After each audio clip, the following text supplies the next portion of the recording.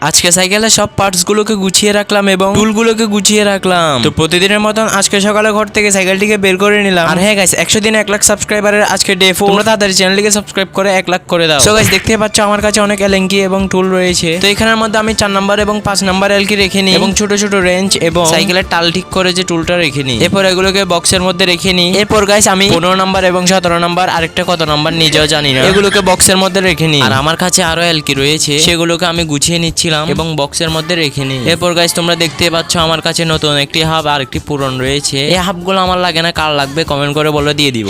এরপর আমি এগুলো অনেকক্ষণ ধরে গুছিয়ে সুন্দর করে রাখছিলাম। এরপর সব টুলগুলো এবং সব নাটগুলো সুন্দর করে গুছিয়ে রাখার পর কিছু সাইকেলের পার্টস ছিল নষ্ট, গিয়ার, সামনের গিয়ারটি ভালো, এন্ড ফ্রি হুইল, ডিস্ক আর অনেক কিছু। এরপর আমি একটি ব্যাগ নিয়ে নিই। এই ব্যাগের মধ্যে এগুলোকে সুন্দর করে রেখে নিই। সবগুলোকে ব্যাগের মধ্যে রাখার পর এরপর দেখতে পাচ্ছ আমার কাছে একটা হ্যান্ডেলও রয়েছে। গাইস আমি ভাবছি যে আরেকটি রাইডিং সাইকেল বানাবো, সেজন্য আমি এগুলো সবগুলো রেখে দিয়েছি। এরপর গাইস আমি বক্সের মধ্যে টুলগুলোকে সুন্দর করে রেখে নিই। সো এই তো ছিল আজকের ভিডিও। তোমাদের যদি ভিডিওটি ভালো লাগে ভিডিওতে লাইক দিয়ে চ্যানেলটিকে সাবস্ক্রাইব করো।